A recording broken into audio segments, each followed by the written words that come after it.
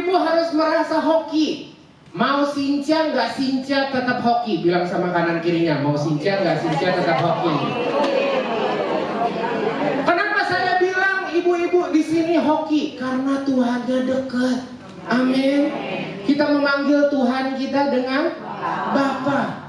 Dan kita juga belajar dari firman Tuhan bahwa Tuhan adalah kasih.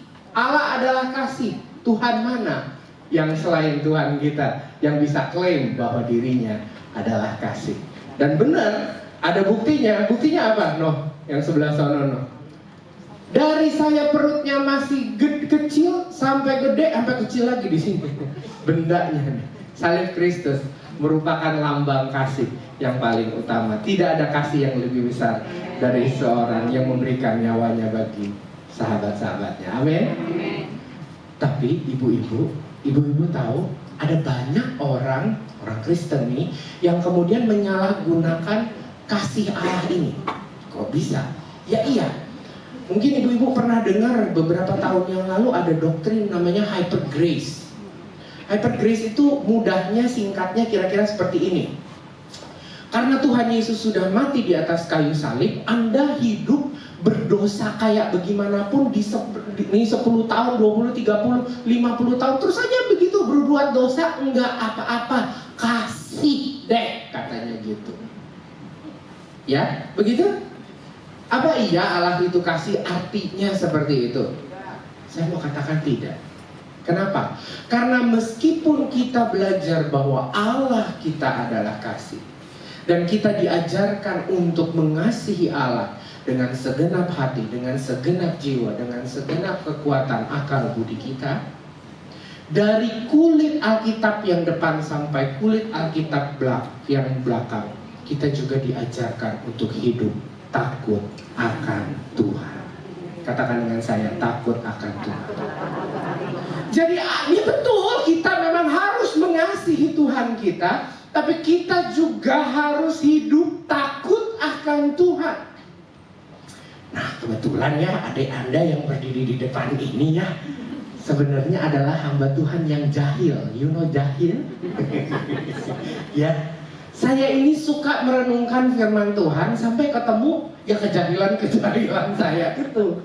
Contohnya begini, kenapa sih Tuhan mau ditakuti? Pernah? Anda kan suka ngedoain anak bayi yang baru lahir gitu kan? Mudah-mudahan bayinya tumbuh menjadi anak yang sehat, kuat, dan takut akan Tuhan. Benar? Anda suka pernah berdoa begitu ya? Tapi kenapa Tuhan itu harus ditakuti? Emang Tuhan tampangnya kayak genderuwo? Atau Tuhan itu loncat-loncat kayak vampir Cina gitu? Sehingga Anda harus takut? Kenapa harus menggunakan kata takut? Dari seluruh kata kerja yang ada, kenapa harus menggunakan kata takut? Kenapa nggak udah aja dikasihi? Kenapa harus ditakuti? Ibu-ibu, kalau misalnya kita membaca firman Tuhan terutama di Perjanjian Lama, frasa takut akan Tuhan, kata takut yang digunakan dalam bahasa Ibrani adalah kata yirah. Sebut dengan saya, yirah. Ya pintar. Ya, nanti pulang yirah gitu. Yirah ini memang secara harafiah artinya adalah takut.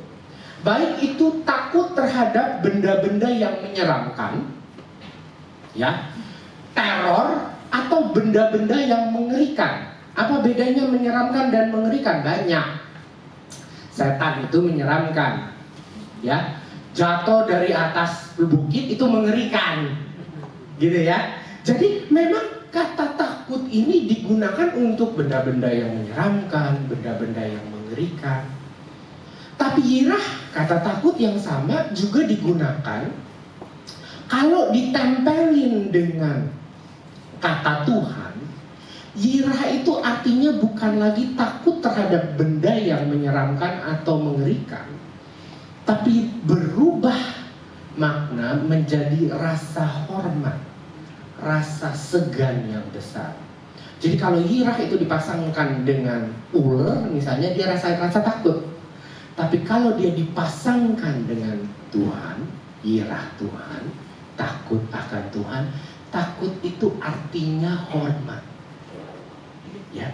segan. Kalau bahasa zaman dulunya orang pernah dengar kata ini, takzim. Itu.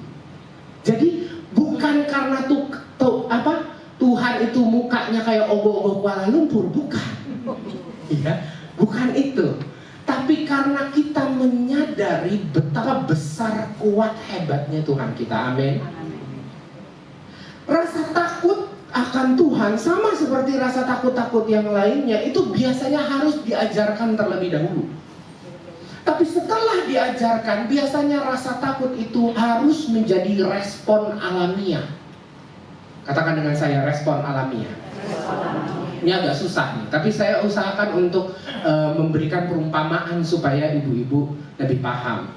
Takut itu saya bilang pertama harus diajarkan, tapi setelah diajarkan harusnya menjadi respon alamiah. Contoh, dulu waktu kecil, mama pernah ngajarin sama ibu-ibu seperti ini namanya. Nah, ini namanya singa. Singa itu bunyinya au. Terus dibawa ke taman safari, lihat singa, terus dia gitu bilang, tuh, jangan deket-deket, jangan deket-deket, jangan deket-deket sama pintunya, nanti digigit kamu sama singanya. Jadi takut. Hati-hati ibu-ibu kalau lagi nakut-nakutin anak, ya jangan nakutin yang kagak-kagak. Ntar polisi, tuh ada polisi, tangkap. Sampai gede dia takut sama polisi. Padahal polisi juga nggak ngapa-ngapain. Benar. Ini masih polisi. Gua guru sekolah minggu, tuh. Ntar omnya marah tuh, enak aja. Ya, takut itu biasanya harus diajarkan terlebih dahulu. Sama seperti takut akan Tuhan. Ibu-ibu, ajarlah anak-anakmu untuk takut akan Tuhan. Karena anak-anak kalau nggak diajarin takut, dia nggak takut, Bu. Api dia pegang, pisau dia pegang. Takut itu harus diajarkan dulu. Tapi setelah diajarkan, takut itu harus menjadi respon alami. Artinya apa? Di sini, pertama-tama kita waktu kecil memang tidak tahu bahwa singa itu berbahaya. Tapi coba ibu-ibu lagi pagi-pagi ke pasar Citra 1 yang di belakang Citra 1 Extension itu, tiba-tiba di jalan ketemu singa. Apakah ibu harus mikir dulu? Ini singa nih. Takut nggak ya? Kayaknya nggak usah deh. Ini buntutnya kecil soalnya, nggak bakal gigit deh dia. Nggak ada kepikiran begitu. Begitu melihat singa, darah Yesus, langsung takut. Itu namanya respon alami. Ulang dengan saya, respon alami. Ngerti ya? Ketika anak itu masih kecil, dia harus diajar untuk takut akan Tuhan. Tetapi setelah dia dewasa dan dia mengenal bahwa Tuhan adalah pencipta langit dan bumi dan segala isinya, dia menyelamatkan kita. Rasa takut akan Tuhan harusnya jadi respon alami kita. Tidak bisa tidak, orang yang mengenal Tuhan dengan dekat pasti takut akan Tuhan. Sama seperti Anda mengetahui betapa bahayanya hiu, Anda pasti takut ketemu hiu. Ketika Anda tahu Tuhan Allah itu begitu besar, pasti Anda takut akan Tuhan. Amin. Jadi kita harus takut sama Tuhan bukan karena Tuhan mengerikan, bukan. Tapi justru karena kita kenal siapa Tuhan kita. Tuhan kita adalah Tuhan yang besar. Maka mau tidak mau pasti ada rasa hormat, rasa segan yang lebih-lebih terhadap Tuhan. Lebih dari ketemu gubernur, lebih dari ketemu lurah, lebih dari ketemu GM. Siapa di sini yang datang ke sini gara-gara takut sama GM? Memang dia tampangnya udah kayak, kadang-kadang udah kayak barongsai capung. Tapi kalau Anda datang ke sini dan melayani di sini karena takut sama GM, sorry to say, Anda salah. Anda harus datang duduk di tempat ini, Anda melayani di tempat ini karena takut akan Tuhan. Dan ibu tahu, ternyata takut akan Tuhan itu banyak manfaatnya buat kita. Kita akan baca Amsal 1 ayat 7. Kalau saya bilang banyak berarti lebih dari satu ya Bu. Ya, tolong bantu saya untuk memperhatikan firman Tuhan. 2 ayat ini terutama. Kita baca bersama ya, Amsal 1 ayat 7, ayat yang pertama. 1, 2, 3. Takut akan Tuhan adalah permulaan pengetahuan. Orang bodoh menghina hikmat dan pendidikan. Stop. Ulang ya. Takut akan Tuhan adalah permulaan. Ingat, permulaan apa? Lawan kata pengetahuan itu adalah bodoh. Bodoh. Lawan kata pengetahuan adalah bodoh. Jadi kalau misalnya Anda sekolahnya tinggi, mudah-mudahan Anda penuh dengan pengetahuan dan tidak bodoh. Takut akan Tuhan adalah permulaan pengetahuan nomor 1. Kemudian kita baca dari penulis yang sama, Amsal 9 ayat 10 sampai 11. Amsal 9 ayat 10 sampai 11. 1, 2, 3. Permulaan hikmat adalah takut akan Tuhan, dan mengenal yang Maha Kudus adalah pengertian. Kemudian, karena oleh aku umurmu diperpanjang dan tahun-tahun hidupmu ditambah. Balik lagi ayat 10 tadi. Tadi yang ayat 7, takut akan Tuhan adalah permulaan apa? Pengetahuan. Jadi kalau tidak mau bodoh, Anda harus takut akan Tuhan, baru Anda akan mendapatkan pengetahuan. Ayat yang selanjutnya berkata permulaan apa? Hikmat adalah takut akan Tuhan. Lawan kata dari hikmat itu adalah tidak mengerti. Mengerti? Mengerti? Jadi kalau Anda takut akan Tuhan, Anda akan mendapatkan pengetahuan. Dan kedua, Anda akan mendapat apa? Hikmat. Apa beda pengetahuan dan hikmat? Gampang. Lihat aja lawan katanya. Kalau orang tidak tahu, dia bodoh. Kalau orang tidak berhikmat, dia tidak mengerti. Dia tidak mengerti. Nah, di ayat 11, ayat Amsal 9 ayat 11 disebut karena oleh aku. Lihat, aku ini tidak huruf kapital nih. Hurufnya huruf kecil. Tapi aku ini maksudnya bukan. Nanti kalau misalnya Anda sampai ke rumah, lihat Amsal 9 ya, lihat perikopnya, bukan soal penulis, tapi soal hikmat dan pengetahuan. Hikmat dan pengetahuanlah yang membuat umur kita panjang dan tahun-tahun hidup kita ditambah. Apa buktinya? Orang yang takut akan Tuhan, dia akan beroleh pengetahuan, dia akan beroleh hikmat. Kalau orang sudah punya pengetahuan dan punya hikmat, dia tahu walaupun di Alkitab, dari kitab Kejadian sampai kitab Wahyu tidak ditulis jangan merokok, dia tahu bahwa rokok itu buruk untuk kesehatan, dan dia berhikmat untuk menjauhi asap rokok. Dia tidak merokok, panjanglah umurnya. Angguk-angguk semuanya, semua angguk-angguk, cepat angguk-angguk, biar cepat biar ngerti, angguk-angguk. Ngerti nggak ngerti, angguk-angguk aja dulu. Yang penting takut, ntar kalau udah takut baru.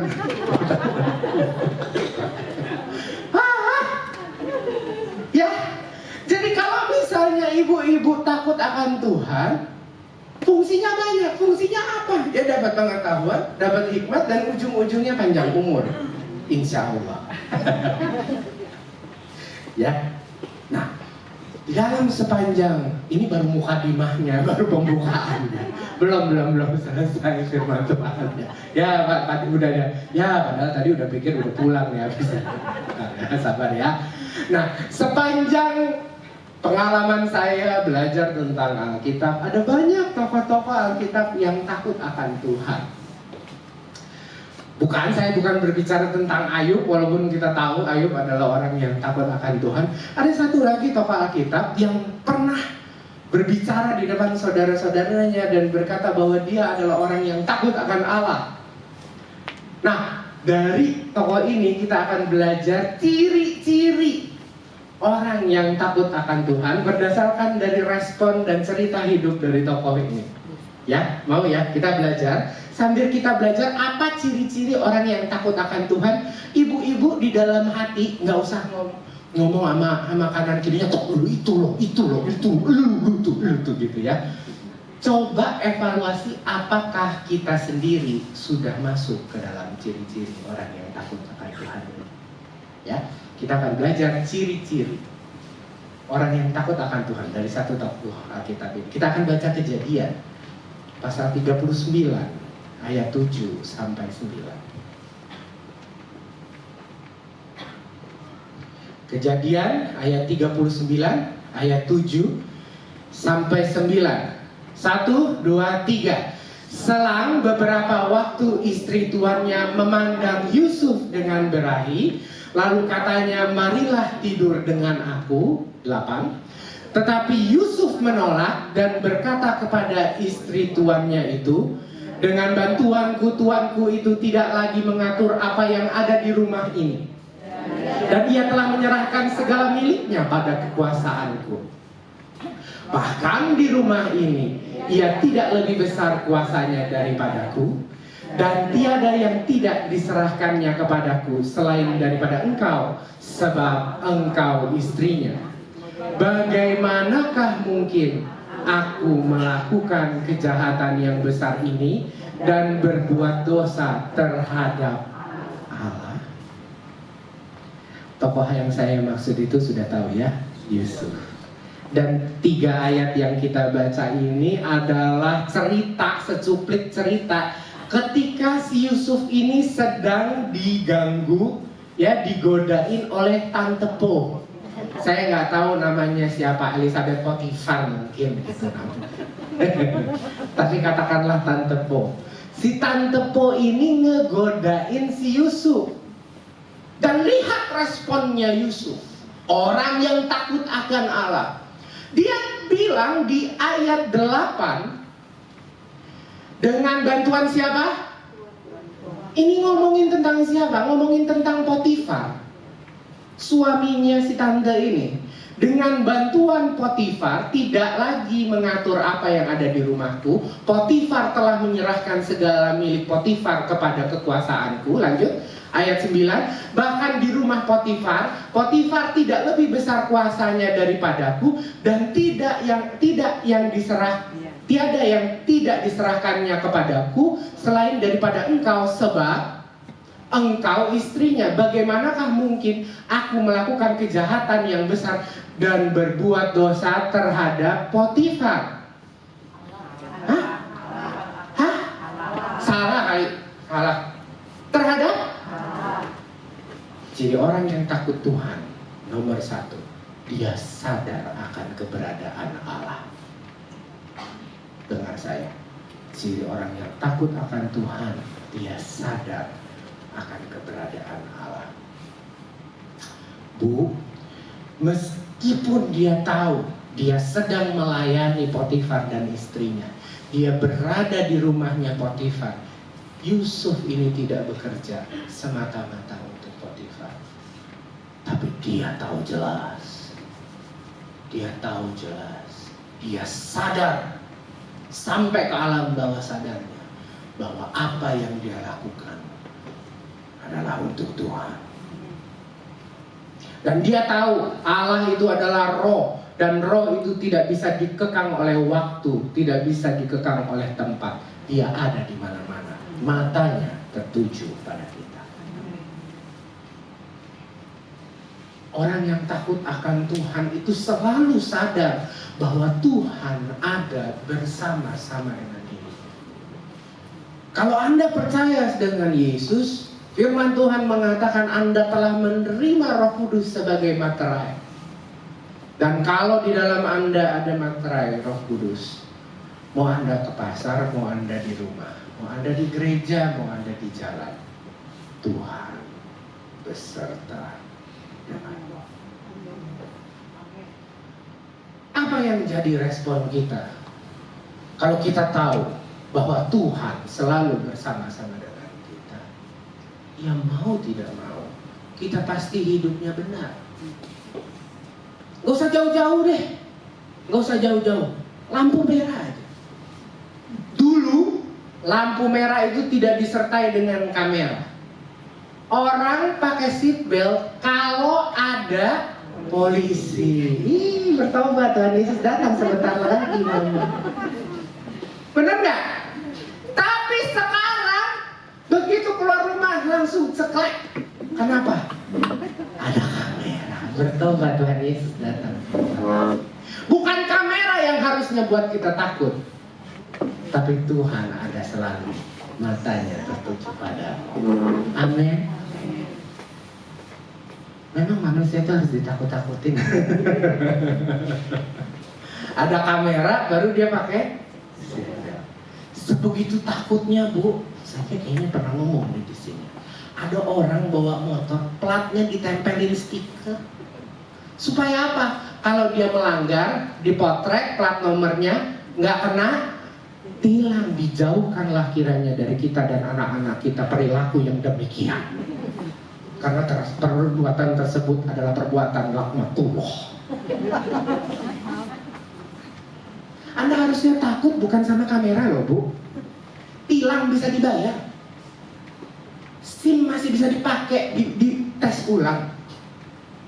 Tapi sempat Tuhan marah, wah cilaka 12. Ya, gitu. Amin. Jadi kalau misalnya Anda hidup disertai Tuhan dimanapun Anda berada, dan Anda sadar ini ada Tuhan nih di samping gua, mau buat dosa juga, aduh, takut gitu. Bener ya katanya takut. Takut gitu. Bagaimana mungkin aku melakukan kejahatan dan berbuat dosa terhadap Tuhan, bukan terhadap Potifar. Orang yang takut akan Tuhan itu menyadari kehadiran Tuhan dimanapun dia berada, sehingga mau tidak mau respon yang paling benar, yang paling alamiah yang keluar adalah hidup benar dimanapun dia berada. Yang kedua, apa ciri-ciri orang yang takut akan Tuhan? Lagi kita akan belajar dari kejadian hidup dan respon Yusuf. Kejadian 41, kita lengkap 2 pasal. Kejadian 41 ayat 15 sampai 16. Kejadian 41 ayat 15 sampai 16. Saya bacakan. Berkatalah Firaun kepada Yusuf, aku telah bermimpi dan seorang pun tidak ada yang dapat mengartikannya. Tetapi telah kudengar tentang engkau.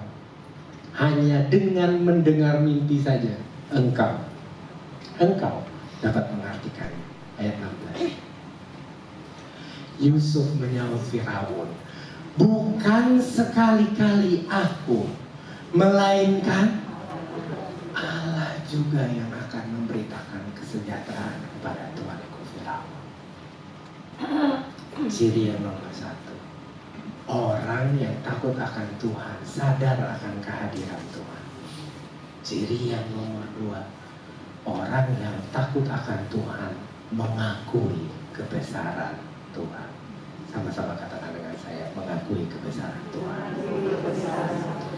Kalau kita lihat di kejadian ini, ketika Firaun belum cerita mimpinya aja, udah memuji-muji Yusuf. Kalau saya belum apa-apa nih, udah dipuji-puji, udah mesem-mesem dulu. Iya, emang saya orangnya dukun yang paling jago sekali terus. Hah? Iya nggak? Udah gua tahu lu juga begitu kira-kira. Tapi beda loh dengan Yusuf. Dipuji sama Firaun. Terus udah gitu dia jawab, bukan sekali-kali saya, Pak, tetapi Tuhan. Mulut paling pintar ngomong, oh Allah dahsyat, seluruh bumi sujud menyembah. Tapi kalau misalnya udah di atas panggung, gualah bintangnya. Halo, kerajaan Allah sudah dekat. Kita perlu mendudukkan Tuhan pada porsinya sebagai raja di atas segala raja. Amin. Kalau Anda jalan di depan Presiden Prabowo aja bungkuk-bungkuk, Gimana kalau Anda bertemu dengan Tuhan? Ini rumahnya Tuhan, Bu. Bukannya rumahnya Yohanes Sarjono, bukan. Anda datang ke sini, Anda harus mengakui kebesarannya. Jadi ketika Anda melayani, misalnya Anda diberikan kesempatan untuk melayani di atas mimbar, di bawah mimbar, di belakang mimbar, bahkan sebagai pembawa pemberita firman Tuhan, Anda harus sadar bahwa segala pujian, hormat, dan kemuliaan itu hanya miliknya Tuhan. Gak usah sok keren deh, gak usah sok hebat deh. Saya mau kasih tahu orang-orang yang berada di atas mimbar ini harus hati-hati. Karena dulu ada seorang pribadi yang begitu luar biasa, ganteng, pintar main musik, suaranya merdu. Tapi suatu saat dia mau naik ke atas tahta ala Bapa dan jatuhlah dia. Pribadi itu namanya Lucifer. Imam-imam yang berada di atas ini, yang tadi yang senam-senam tadi nih, baik-baik. Orang kalau udah tinggi jatuhnya lebih sakit. Ketika Anda berada di atas mimbar ini, sadarlah bahwa segala pujian, hormat, kemuliaan adalah untuk Tuhan. Kalau Anda sudah sadar bahwa segala pujian, hormat, kemuliaan buat Tuhan, Anda melayani siapapun bosnya. Siapapun bosnya. Nurut. Halo? Nurut. Gua doain Allah mesti ngurusin 70 orang kayak begini. Mabok lo tau gak? Bentar mau bawa makanan aja nih. Aduh jangan ini dong, udang kolesterol katanya. Nasi goreng lagi, nasi goreng lagi. Jangan sayur. Yang ini bikin kentut-kentut. Udah ada semua makan angin. Itu baru soal makanan. Belum tanggal, belum latihan, belum lagu. Nurut. Gua sampai gemes. Nurut. Bilang makan kirinya. Yesus sadar. Bulan puasa.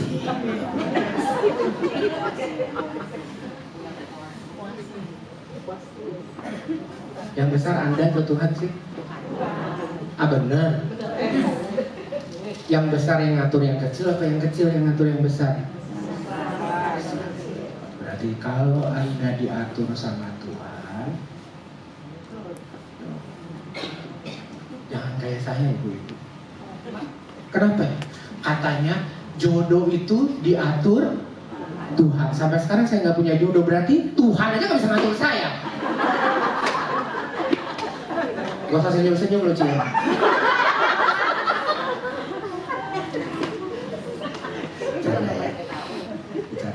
Tapi dengar, firman Tuhan hari ini menegur kita semua. Tuhan adalah Allah yang besar. Dan orang yang takut akan Tuhan harus mengakui kebesarannya. Ketika kita mengakui kebesarannya, kemana Tuhan pergi, kita ikut. Kemana Tuhan suruh, kita ikut. Apapun pelayanannya. Enggak, kalau udah pelayanan semuanya diem tuh.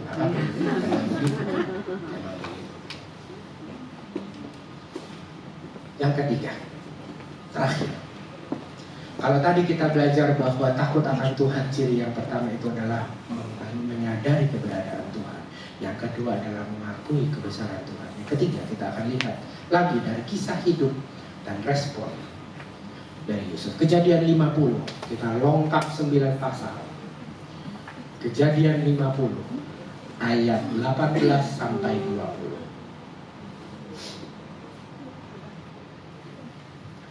Juga saudara-saudaranya datang sendiri dan sujud di depannya serta berkata, kami datang untuk menjadi budakmu. Tetapi Yusuf berkata kepada mereka, jangan takut, sebab aku inikah pengganti Allah. Memang kamu telah mereka-rekakan yang jahat terhadap aku, tetapi Allah telah mereka-rekakannya untuk kebaikan, dengan maksud melakukan seperti yang terjadi sekarang ini. yakni memelihara hidup suatu bangsa yang besar. Maaf ya kalau guru sekolah minggunya ngajarinnya salah. Kejadian ini tidak terjadi ketika saudara-saudaranya datang mau beli beras dan gandum dari Yusuf, bukan. Kejadian ini baru terjadi ketika ayahnya Yusuf, Yakub, mati. Ini mereka di Mesir nih ceritanya. Udah berbondol-bondol, udah pindah semuanya ke Mesir. Bapaknya si Yusuf, Yakub, mati. Di Kejadian pasal 50 ini diceritakan saudara-saudaranya ini mulai takut nih. Silakan nih, si Babe udah mati, abis nih setelah ini kita. Waktu Babe masih hidup dia baik-baik, dia sayang-sayang sama kita. Nih Babe udah mati nih, pasti dendamnya keluar lagi nih, abis kita semua. Maka dia datang nih, semua saudara-saudaranya enggak dikoordinasi sama Yusuf, enggak diminta sama Yusuf. Dia datang sujud di depannya, kami datang untuk menjadi budak. Respon Yusuf, emangnya gua ganti Tuhan? Emangnya gua ganti Tuhan, katanya. Memang elu merancang-rancangkan yang jahat, tapi lihat Tuhan yang merancang-rancangkan untuk kebaikan. Apa orang yang takut akan Tuhan cirinya? Satu, dia menyadari kehadiran Tuhan. Dua, dia mengakui kebesaran Tuhan. Dan yang ketiga, dia menghormati kedaulatan Tuhan. Dia menghormati proses Tuhan. Katakan dengan saya, proses Tuhan. Kita harus tahu bahwa Tuhan itu adalah Tuhan yang berdaulat atas proses dan hasil. Bukan cuma hasilnya doang. Bukan cuma hasilnya doang, tapi prosesnya juga. Ada banyak jalan menuju Roma, tapi Tuhan, Allah yang mengasihi kita, Dia dengan aktif. Kita tahu sekarang bahwa Tuhan turut bekerja untuk mendatangkan kebaikan buat orang-orang yang mengasihinya. Artinya Dia secara aktif mengetahui jalan hidupnya dan membelok-belokkannya sesuai dengan kehendaknya. Dia yang membawamu ke padang gurun untuk membuat engkau rendah hati. Dia yang membawamu keluar dari padang gurun itu untuk memberimu kemenangan.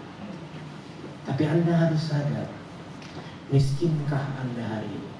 Sakitkah Anda hari ini? Itu semua adalah bagian dari kedaulatan Tuhan. Bagian dari proses dan rencana Tuhan. Dan kalau Anda sadar bahwa Anda sekarang ini sedang diproses Tuhan, jangan gampang malu. Jangan gampang bersungsung. Anda bukan orang-orang Israel yang ada di tengah-tengah padang gurun di timur tengah sana. Tapi mungkin Anda sedang ada di dalam padang gurun di tengah-tengah Kalideres. But it's okay. It's okay kalau Anda sekarang berada di padang gurun Kalideres, karena suatu saat Tuhan akan membawa Anda keluar dan menjadi pemenang. Sebab rancangannya adalah rancangan. Jangan gampang mengeluh. Jangan gampang mengeluh. Jangan gampang. Mudah-mudahan dengan firman Tuhan hari ini kita menjadi lebih mengerti kenapa kita harus takut akan Tuhan. Kita takut akan Tuhan bukan karena Tuhan itu mengerikan atau gampangnya menyeramkan atau dia bisa, ya kenyataan dia bisa bunuh kita saat waktu-waktu. Tapi kita takut akan Tuhan karena kita mengenal Tuhan dan mengenal takut akan Tuhan adalah respon natural, respon alamiah yang kita berikan kalau kita mengenal Tuhan. Kalau kita takut akan Tuhan, kita percaya Tuhan akan memberikan kita pengetahuan dan hikmat sehingga panjanglah umur kita. Dan biarlah kita dan anak-anak kita pertama diajar takut akan Tuhan, kemudian memberikan respon alami takut akan Tuhan, dan menjadi orang-orang yang sadar akan keberadaan Tuhan dan hidup benar. Menjadi orang-orang yang mengakui kebesaran Tuhan dan tidak mencuri kemuliaan Dia. Turut pada kehendak. Dan yang terakhir, menghormati kedaulatan Tuhan, mengikuti prosesnya, dan tidak gampang.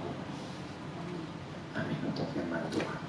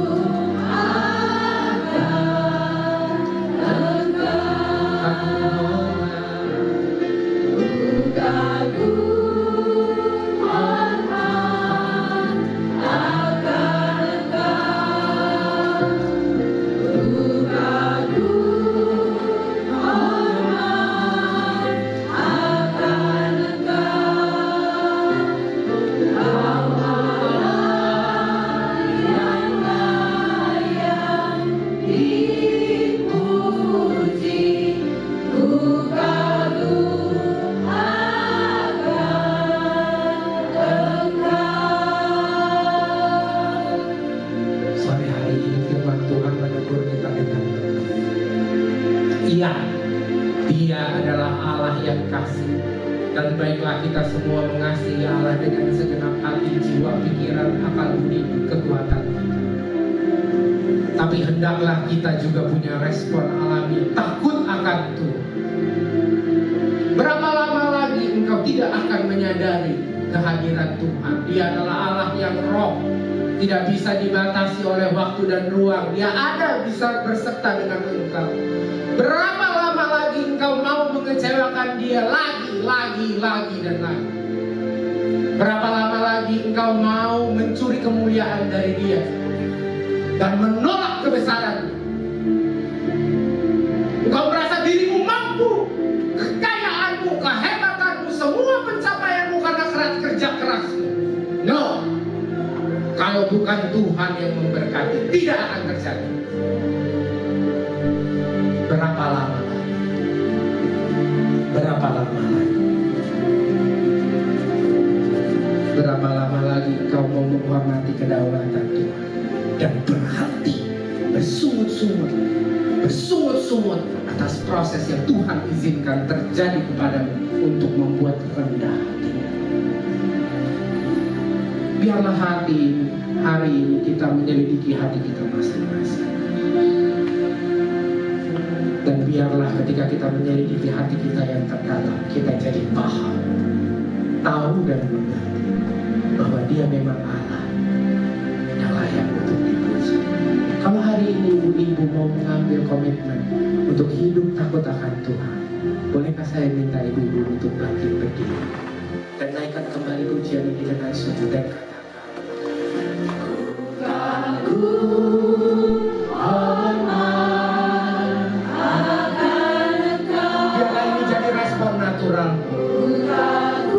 biarlah takut akan Tuhan keluar dengan alami dari hati dan katakan, Kau Allah yang layak dipuji, Tuhan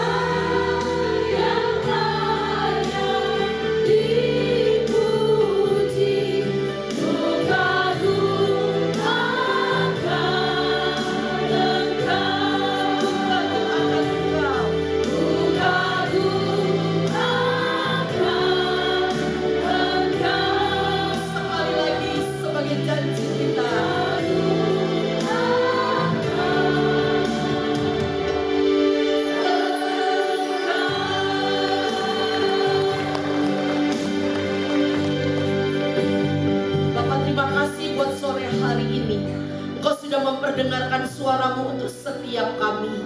Kami percaya setiap kebenaran firman Tuhan yang diperdengarkan untuk kami bukan secara kebetulan.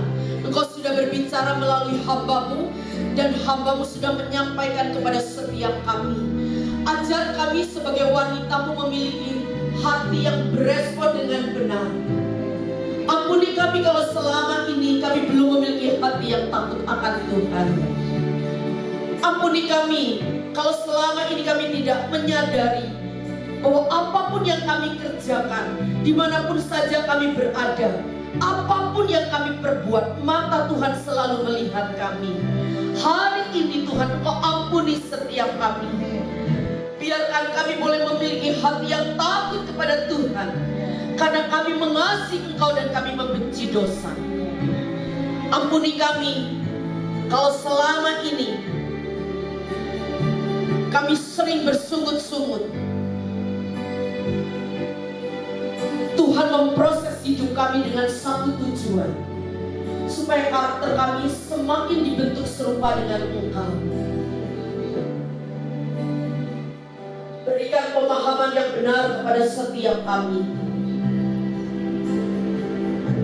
Apapun situasi kami hari ini, kami mau tetap hormat, segan dengan apa yang Kau izinkan terjadi dalam hidup kami.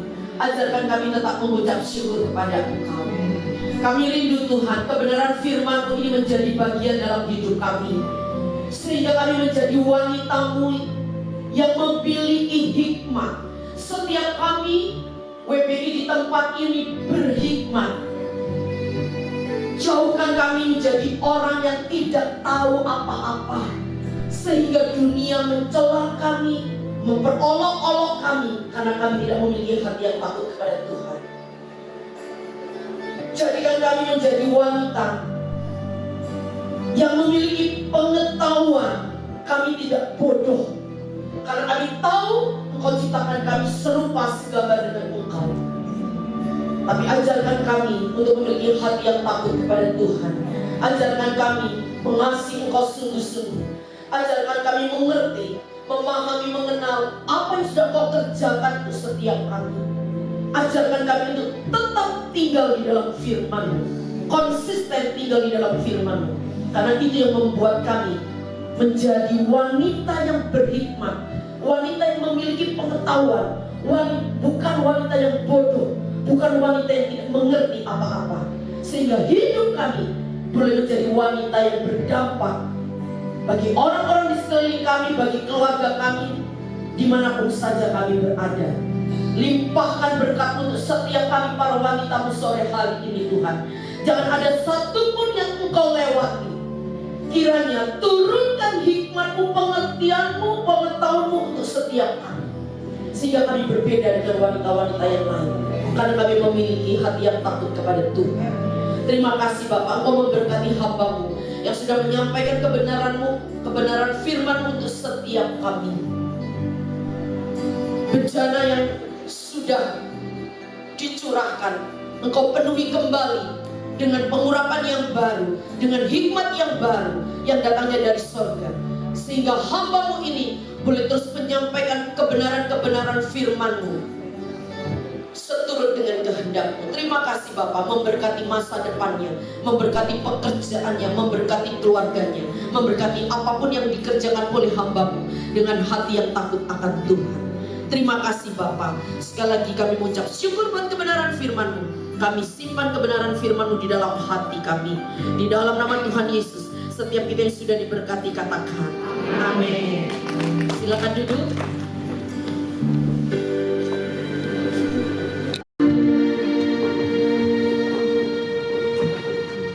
Sore ibu semua. Ibu sudah diberkati dengan firman Tuhan. Amin. Kami atas nama Komisi WBI mengucapkan terima kasih kepada Bapak PDP Yosua Mahardika yang telah membawakan firman Tuhan hari ini. Tuhan Yesus memberkati Bapak. Apakah malam hari ini ada ibu-ibu yang pertama kali hadir? Boleh ibu-ibu menunjuk tangan? Tidak ada? Oh, berarti jemaat yang setia ya. Ini tugas kita ya ibu-ibu. supaya kita mendapatkan jiwa-jiwa baru lagi.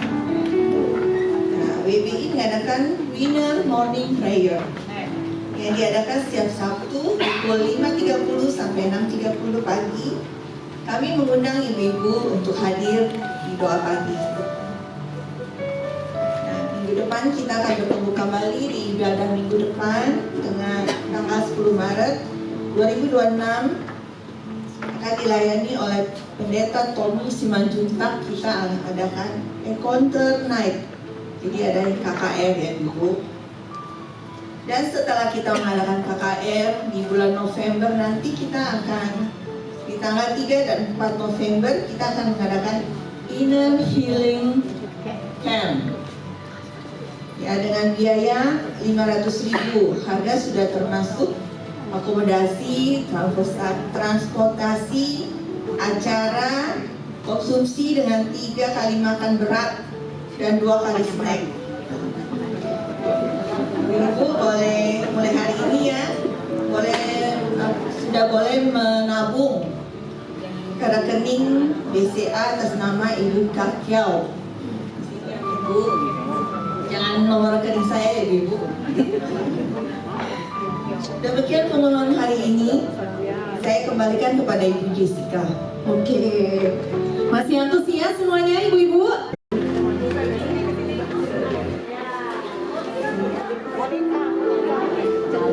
Oke. Ibu Monica? Iya.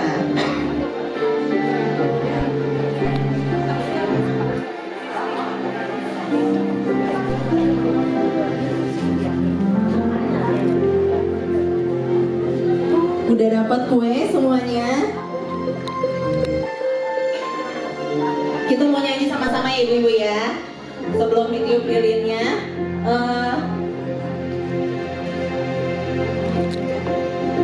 oke. Yuk kita nyanyi. 1, 2, 3. Happy birthday to you. Happy birthday to you. Happy birthday, happy birthday, happy birthday to you. Sekali lagi. Happy birthday to you. Happy birthday to you. Happy birthday, happy birthday, happy birthday to you. Kita tiup lilin ya sama-sama ya. 1, 2, 3.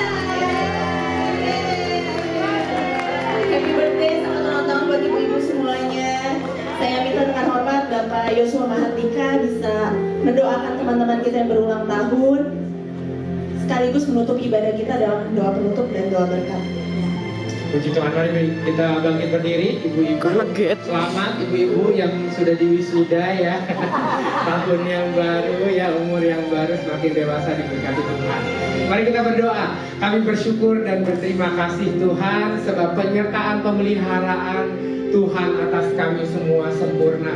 Bahkan di depan kami sudah tersedia teman-teman kami yang Tuhan berkenan menambahkan 1 tahun lagi umurnya. Penyertaan Tuhan buat dia dan keluarganya. Kami percaya Tuhan yang akan terus menuntun hidup mereka. Tuhan yang memberkati dengan berlimpah-limpah dengan segala yang baik yang datang dari Tuhan. Umur panjang, kesehatan, kekuatan, kedewasaan, hikmat, damai sejahtera, sukacita yang datangnya dari Tuhan. Kami bersyukur dan berterima kasih Tuhan memberikan kesempatan buat kami semua pada sore malam hari ini untuk kembali datang beribadah kepada Tuhan.